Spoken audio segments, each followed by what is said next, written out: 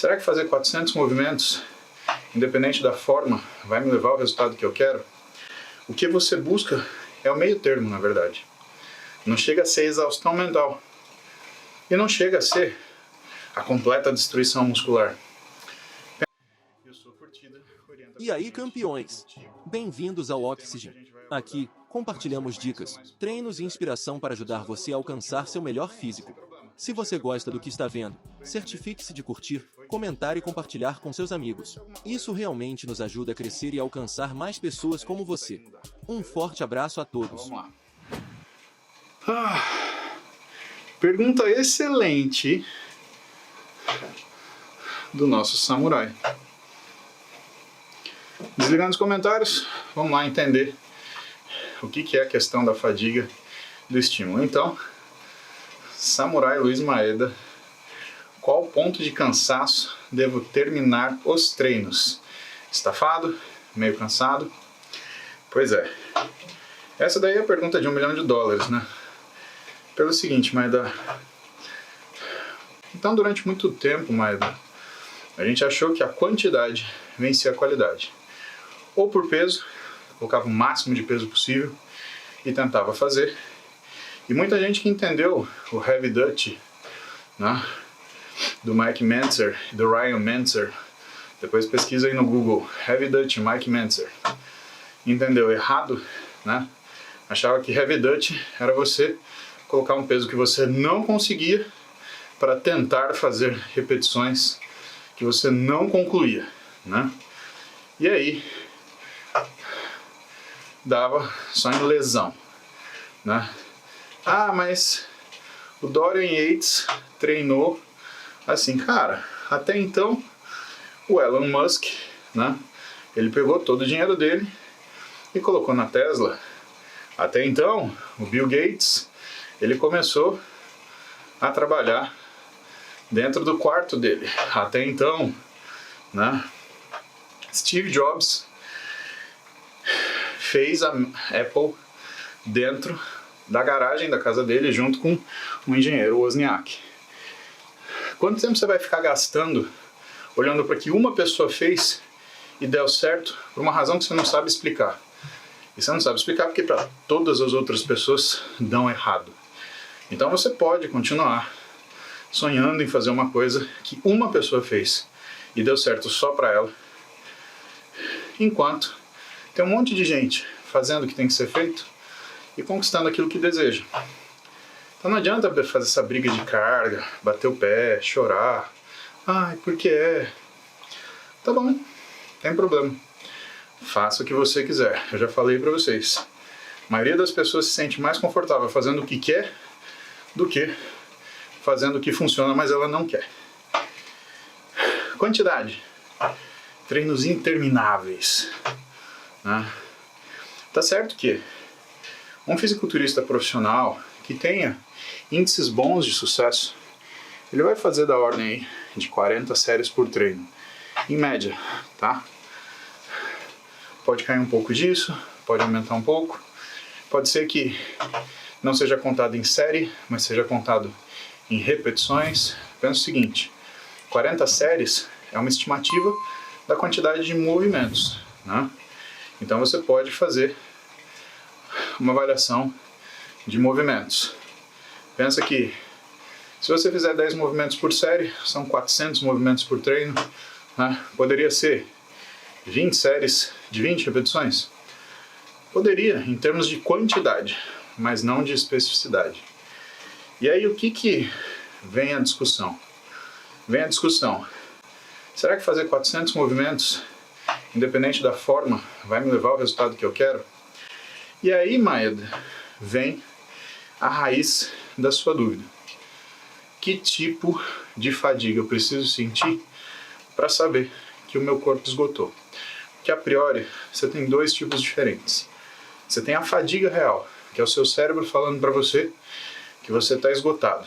E você tem o que é a falha muscular, quando o músculo está esgotado.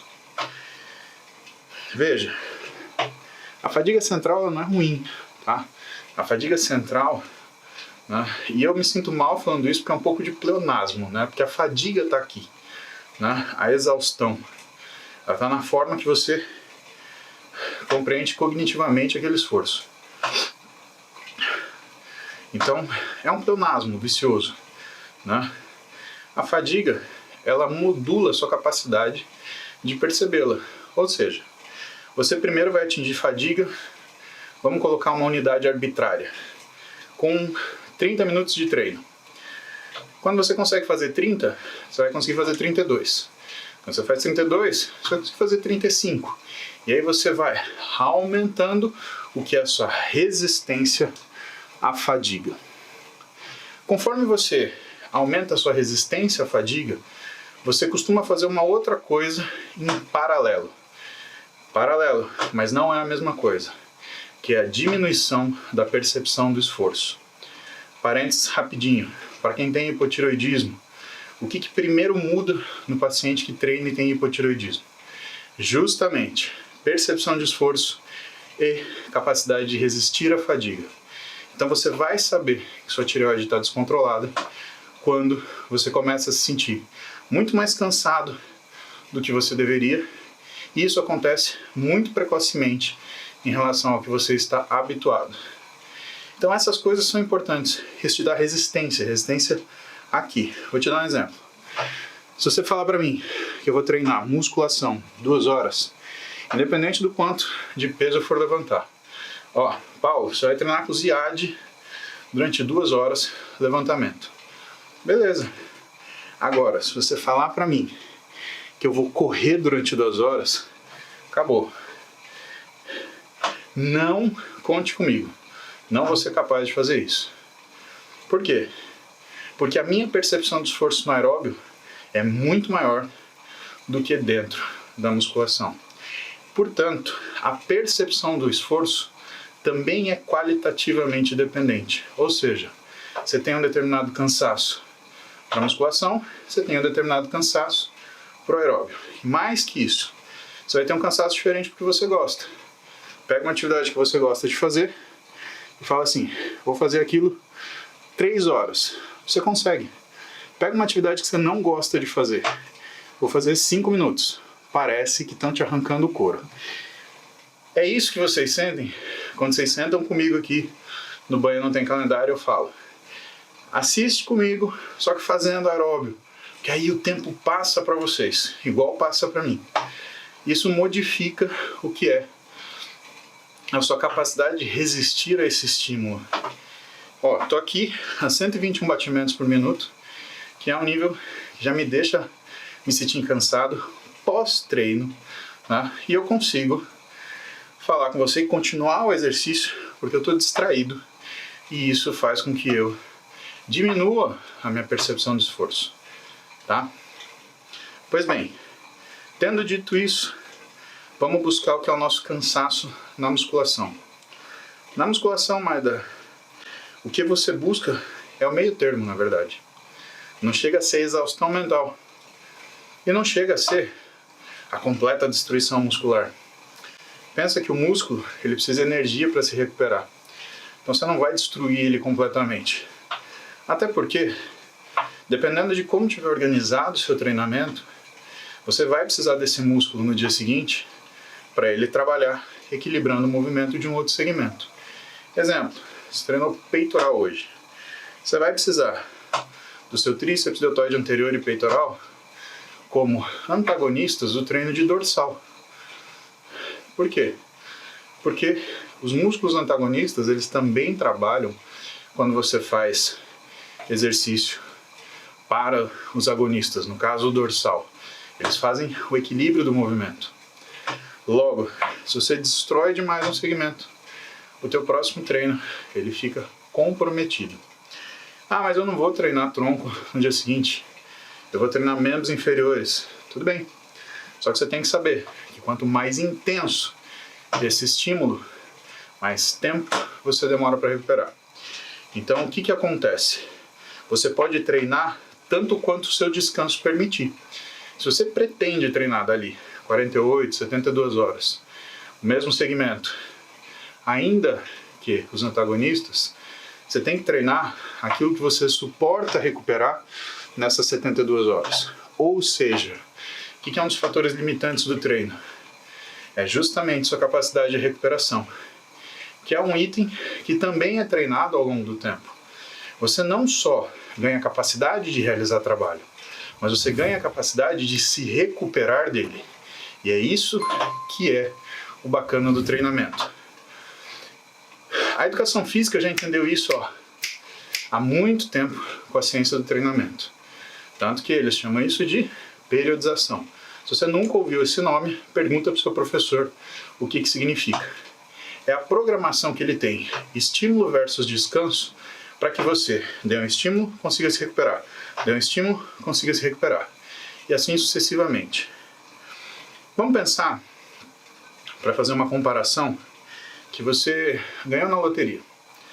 E você ganhou 100 milhões de reais. Vamos dizer que isso renda 100 mil por mês, que é uma grana. Mas você está feliz, você está se sentindo milionário. Você é um milionário. Só que, na sua programação, você já queria comprar apartamento, iate, uma fazenda. Só que se você for comprar tudo de uma vez, você vai ficar com R$0 e você vai ter aqueles bens que também tem um custo, mas aí você vai quebrar. Você tem um custo para manutenção. Então não dá para você ganhar 100 milhões de reais, comprar, por exemplo, uma fazenda de 100 milhões e continuar rico. Por quê? Porque essa fazenda ela tem um custo para se manter. Isso quer dizer que, se você não tiver fluxo de caixa para manter isso, você vai perder isso rapidinho. Pensa que para você se manter rico, você tem que conseguir gastar abaixo daquilo que é o rendimento mensal que essa fortuna te dá. Se você tem um rendimento mensal de 100 mil reais, a priori, se você gastar 80 mil, você sempre vai ter aquele superávitzinho de 20 mil que vai garantir que você mantenha mais ou menos a sua riqueza. E vamos falar sério, 100 milhões de reais, você precisa de 2, 3 vidas para gastar, se você for um cara consciente e se você tiver valores que não são exagerados, né? Quer ter um carrinho esporte, quer morar num apartamento, né? Não que você queira comprar um hotel de luxo, né? Alguma coisa do gênero.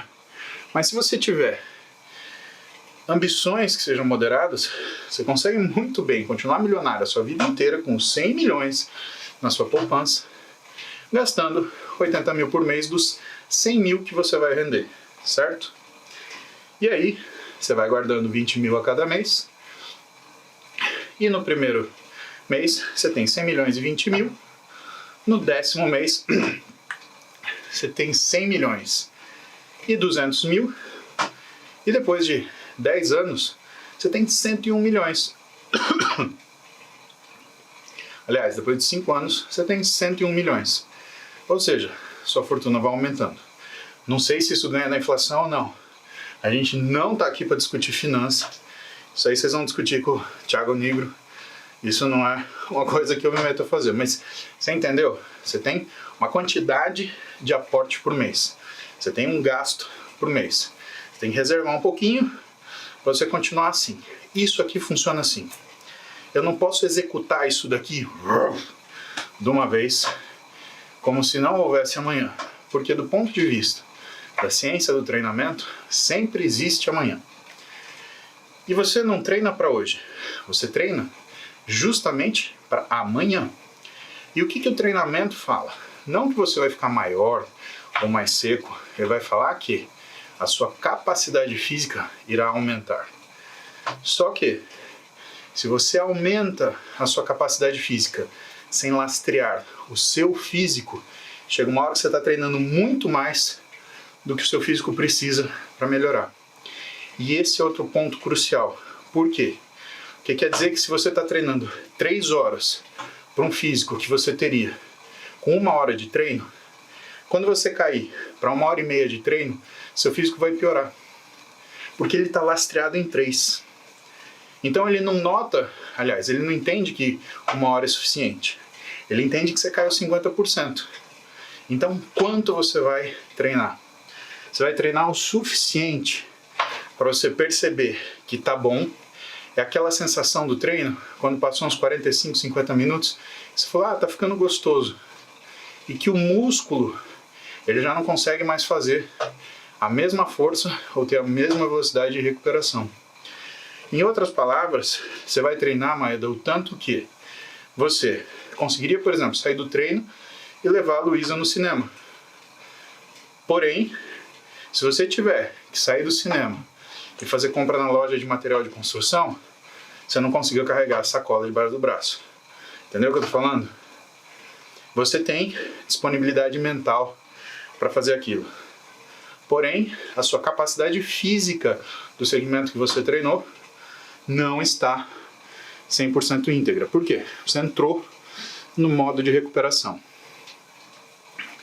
Essa proteção de você não esgotar isso aqui faz com que você sempre guarde aquele pouquinho para você ter o suficiente para você se recuperar para o dia seguinte, para o treino seguinte. Isso é importante porque, do ponto de vista daquilo que a gente faz no dia a dia, a gente não é atleta olímpico. Você não é obrigado a correr 100 metros abaixo de 10 segundos. Você não vai realizar um trabalho. Você vai modificar seu físico através do trabalho. Isso é um conceito completamente diferente. Na minha opinião, é muito mais difícil. Por quê? Porque você não tem parâmetro para poder avaliar isso com a mesma precisão que você tem para treinar, por exemplo, um corredor.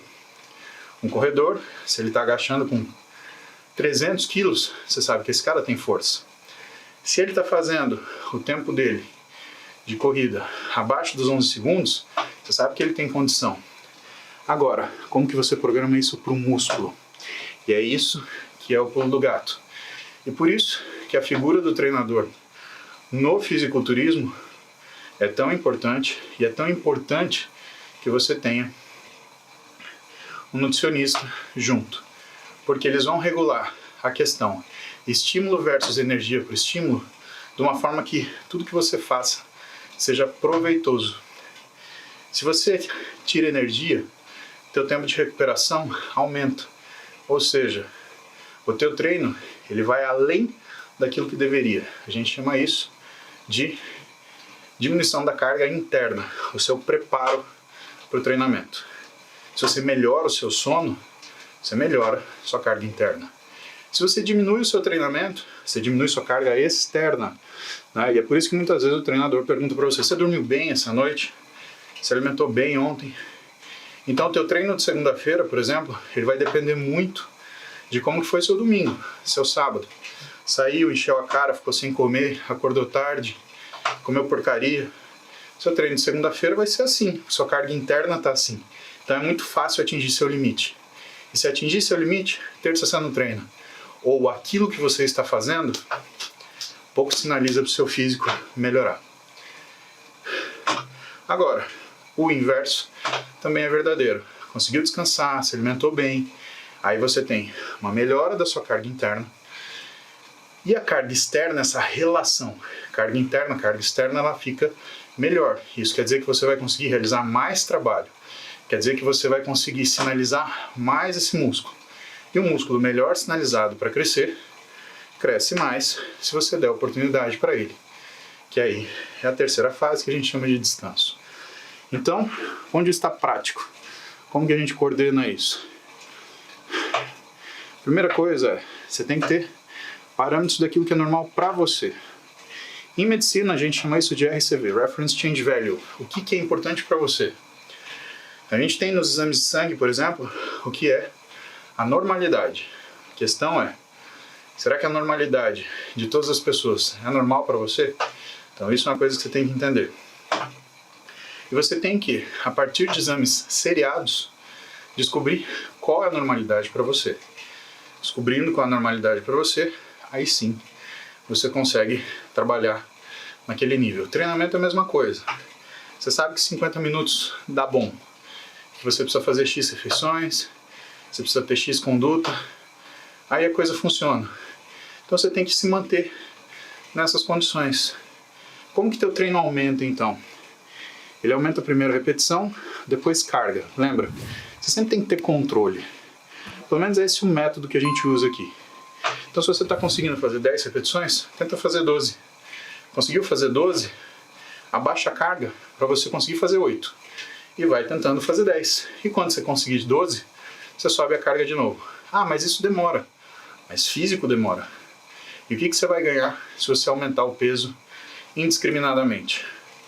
Nada. Só vai cansar mais, criar mais problemas no seu físico recuperar. E muitas vezes, por conta de um dia atarefado, você vai falhar no seu objetivo.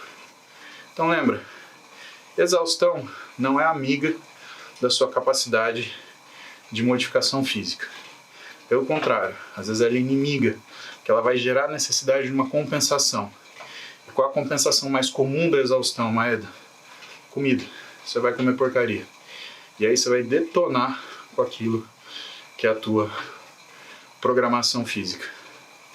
Por outro lado, treinar pouco vai ser insuficiente. Então como que você calcula? Calcula desse jeito.